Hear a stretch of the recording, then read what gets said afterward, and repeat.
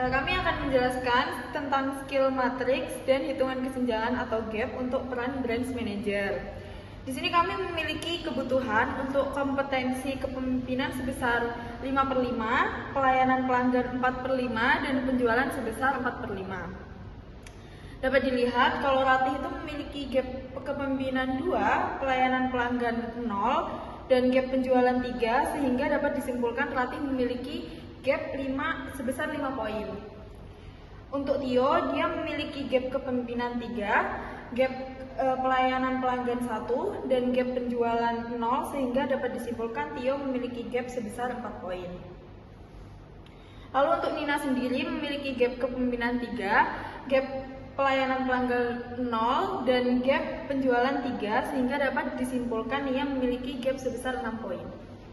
Jelaskan tentang pemetaan potensi 9 box grid. Nah, di mana di soal sudah diasumsikan bahwa Ratih adalah karyawan yang konsisten, Tio adalah high performer dengan potensi tinggi di bidang penjualan, Nina adalah karyawan yang sangat berdedikasi dan memiliki potensi yang bisa digali. Dan di sini kami mengasumsikan bahwa Tio itu merupakan seorang star atau memiliki potensi yang tinggi beserta performance yang tinggi. Dan untuk Nina sendiri itu high potensial, di mana memiliki potensi yang tinggi namun untuk performance-nya itu cukup baik. Dan untuk Ratih sendiri ada di core player, di mana untuk potensi maupun performance-nya itu cukup baik. Mengenai rencana aksi yang sekiranya akan kita lakukan dari kasus yang ada.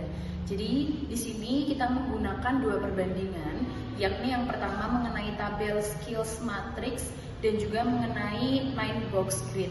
Nah, jika kita melihat dari 9 box grid itu sudah dilihat dan bisa kita lihat bersama bahwa Tio memiliki high potensial dan high dalam performance-nya atau dia menjadi star dan dapat direkomendasikan menjadi branch manager. Lalu yang kita pertimbangkan di sini adalah Nina dan Ratih. Kalau kita lihat dari skills matrix, yaitu hitungan kesenjangan gaps, itu juga sebetulnya dapat disimpulkan bahwa yang memiliki gap paling rendah itu adalah Tio, sehingga Tio lah yang bisa kita promosikan menjadi branch manager. Lalu menurut diskusi kelompok kami berempat setuju bahwa yang akan menjadi branch manager itu adalah pihak internal yang sudah tahu culture dari perusahaannya, sistem kerjanya, dan juga beberapa hal yang ada dari perusahaan, sehingga kami tidak merekomendasikan jabatan branch manager ini dipegang oleh pihak eksternal. Jadi di sini kami menerapkan cara penentuan atau promosi untuk Ratih dan Nina ini menggunakan skill matrix. Kita lihat bahwa Tio ini sudah kita garis merah atau kita dis karena dia sudah menjadi branch manager. Lalu pertimbangan kita adalah ada pada Ratih dan Nina. Ratih dan Nina ini kita bisa lihat high potensial mereka pada apa. Ternyata skills mereka itu potensinya besar, duanya itu di pelayanan pelanggan.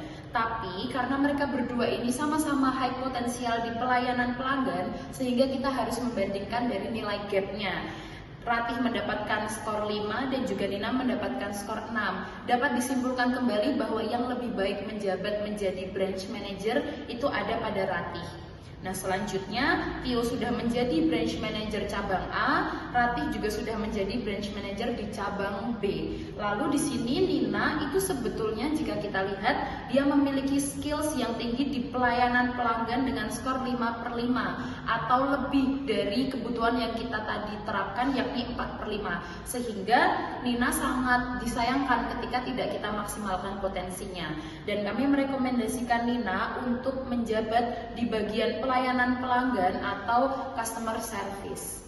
Analisis yang kita lakukan ini dapat kita simpulkan bahwa kita memerlukan rekrutmen eksternal secara eksternal karena kita memiliki kekosongan 3 jabatan. Jabatan pertama itu kosong untuk customer service dan 2 jabatan lainnya itu memiliki kekosongan pada sales eksekutif. Berdasarkan analisis yang telah kami lakukan, maka dapat kami simpulkan bahwa ketiga kandidat masih memerlukan pelatihan dengan rincian sebagai berikut. Ratih membutuhkan pelatihan kepemimpinan, mengingat Ratih sebagai branch manager maka diperlukan skill utama yaitu leadership. serta pelatihan penjualan karena melihat dari skill matriks, maka Ratih ini masih memerlukan banyak sekali peningkatan dalam hal pelatihan penjualan. Kemudian yang ketiga adalah Tio. Tio membutuhkan pelatihan leadership dan juga pelayanan pelanggan untuk memperkuat kompetensinya sebagai branch manager. Kemudian yang ketiga adalah Nina. Meskipun Nina sebagai customer service, namun Nina masih memerlukan pelatihan leadership dan juga penjualan. Seluruh pelatihan dari ketiga kandidat tersebut dapat dilakukan dengan estimasi waktu selama 3-6 bulan untuk memperkuat kompetensi masing-masing di masing-masing bidang yang diperlukan.